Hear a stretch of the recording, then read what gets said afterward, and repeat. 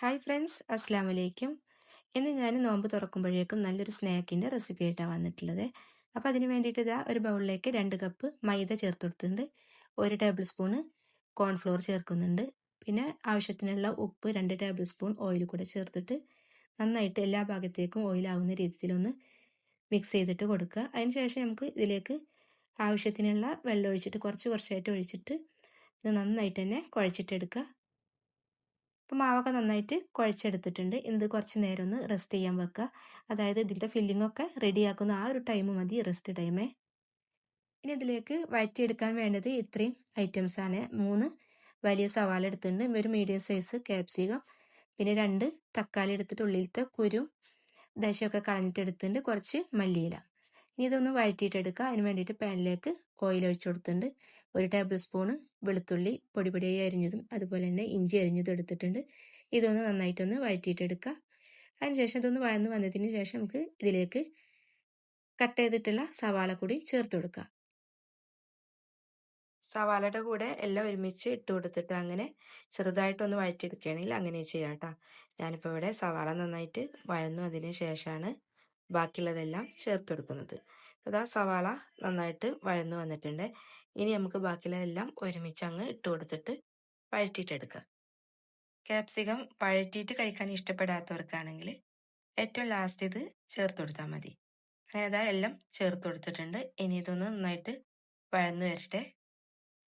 ഈ ഒരു ഫില്ലിങ്ങിൽ പിന്നെ ഞാൻ ഒരുപാട് എരിവൊന്നും ചേർത്ത് കൊടുക്കുന്നില്ല. നോമ്പ് തുറക്കാനുള്ള സ്നാക്ക് ആയതുകൊണ്ട് തന്നെ ചേർത്ത് കൊടുക്കുന്നത് അത്ര തന്നെ നല്ലതല്ലല്ലോ. ഇനി ഇതാ ഇത് വഴന്നു വന്നിട്ടുണ്ട്. ഇതിലേക്ക് ആവശ്യത്തിനുള്ള ഉപ്പും കുരുമുളക് പൊടി കൂടെ ചേർത്ത് കൊടുക്കുന്നുണ്ട്. ഈ ഒരു ടൈമിൽ നിങ്ങൾക്ക് എരിവ് കൂടുതൽ വേണമെന്നുണ്ടെങ്കിൽ ചില്ലി ഫ്ലേക്സ് കൂടെ ചേർത്ത് കൊടുത്ത് ഇതുപോലെ അങ്ങ് വഴറ്റിയിട്ടെടുക്കുക. ഇനി ഇതിലേക്ക് ചിക്കൻ വേവിച്ച് പൊടിച്ചതാണ് ചേർത്ത് കൊടുക്കുന്നത്. 1.5 കപ്പ് ചേർത്ത് കൊടുക്കുന്നുണ്ട്. നിങ്ങളുടെ ഇഷ്ടത്തിനനുസരിച്ചിട്ട് ചേർത്ത് കൊടുക്കുക. നോമ്പ് തുറക്കാനുള്ള ഒരു തിരക്കായതുകൊണ്ട് തന്നെ ചിക്കൻ വേവിക്കുന്ന വീഡിയോ എടുക്കാൻ കഴിഞ്ഞിട്ടില്ല. ചിക്കനിൽ മഞ്ഞൾപ്പൊടി, മുളക് പൊടി, മല്ലിപ്പൊടി, ആവശ്യത്തിനുള്ള ഉപ്പ് കൂടെ ചേർത്ത് വളരെ കുറച്ച് മാത്രം വെള്ളം ഒഴിച്ചിട്ട് വേവിച്ചെടുത്തതായിരുന്നു. അങ്ങനെ അതാ ചിക്കനും മസാലയൊക്കെ കൂടിയിട്ട് നന്നായിട്ട് മിക്സായിട്ട് വന്നിട്ടുണ്ട്.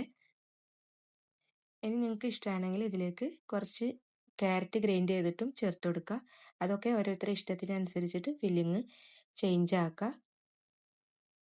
അങ്ങനെ അതാ ഫില്ലിങ്ങൊക്കെ ഇവിടെ റെഡി ആയിട്ടുണ്ട്. ഇനി നമുക്ക് ഫ്ലെയിം ഓഫ് ചെയ്യാം. ചൂടാറിയതിന് ശേഷം, നല്ലോണം ചൂടാറണ്ട, ലൈറ്റായിട്ട് ചൂടാറിയതിന് ശേഷം ഇതിലേക്ക് നമുക്ക് മയോനൈസ് ചേർത്ത് കൊടുക്കുക. ഇതിലേക്ക് ചേർത്തിട്ടുള്ള മയോനൈസ് എഗ്ലെസ് മയോനൈസാണ്. വീട്ടിൽ തന്നെ ഉണ്ടാക്കിയിട്ടുള്ള പനീർ വെച്ചിട്ടാണ് ചെയ്തിട്ടുള്ളത്. പിന്നെ ഈ ഒരു ഫില്ലിങ് ഒറ്റ ദിവസത്തിന് മാത്രമുള്ളതല്ല, ഞങ്ങൾ കുറച്ച് പേരായതുകൊണ്ട് തന്നെ 3 ദിവസത്തേക്ക് മാറ്റി വെക്കുക. അപ്പോൾ നമുക്ക് ഫ്രിഡ്ജിലൊക്കെ വെക്കേണ്ടതായതുകൊണ്ട് തന്നെ എഗ്ലെസ് മയോനൈസാണ് ഇതിലേക്ക് ഞാൻ യൂസ് ചെയ്തിട്ടുള്ളത്. ഇതാ ഇതിവിടെ റെഡി ആയിട്ടുണ്ട്. നമുക്ക് ആവശ്യമുള്ളത് ഉപയോഗിച്ചിട്ട് ഇപ്പോഴേക്കുള്ളത് ചെയ്തെടുക്കാം. അപ്പോൾ നേരത്തെ നമ്മൾ മാവ് കുഴച്ച് വെച്ചത് പകുതി എടുത്തിട്ടുണ്ട്.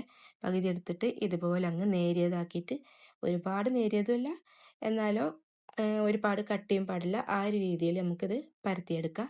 അപ്പോൾ അതാ ഒരെണ്ണം പരത്തിയെടുത്തിട്ടുണ്ട്. പ്ലേറ്റിൽ കുറച്ച് ഓയിലൊക്കെ തടവിയിട്ടാണ് അതിലേക്ക് മാറ്റി വെച്ചിട്ടുള്ളത്. ഇനി ഇതാ അടുത്തതും അതുപോലെ തന്നെ പരത്തിയെടുക്കുക. പരത്തിയെടുക്കാൻ മടിയുള്ളവരാണെങ്കിൽ ബ്രെഡ് ഉണ്ടെങ്കിൽ ബ്രെഡിൻ്റെ ഉള്ളിൽ ഈ ഫില്ലിങ് വെച്ചിട്ടും ബ്രെഡ് പോക്കറ്റ് ഷവർമ പോലെ ചെയ്തെടുക്കുക. അങ്ങനെ അതാ രണ്ടാമത്തും റെഡി ആയിട്ടുണ്ട്. ഇനി നമുക്ക് ഇതിൻ്റെ മീതെ കുറച്ച് ഓയിലൊന്ന് തടവി കൊടുക്കുക. ഇനി നമുക്ക് നല്ലൊരു ഷേപ്പൊക്കെ കിട്ടാൻ വേണ്ടിയിട്ട് ഇതുപോലെ തന്നെ ഷേപ്പർ വെച്ചിട്ടൊന്ന് ഷേപ്പ് ചെയ്തിട്ട് എടുത്താൽ മതി. എന്നിട്ട് നമുക്ക് ഇതിൻ്റെ ഉള്ളിൽ നമുക്ക് ഫില്ലിങ് വെച്ച് കൊടുത്താൽ മതിയല്ലോ. ഇനി നമുക്കിത് ഓരോന്നും ഫില്ലിങ് വെച്ച് കൊടുക്കുക.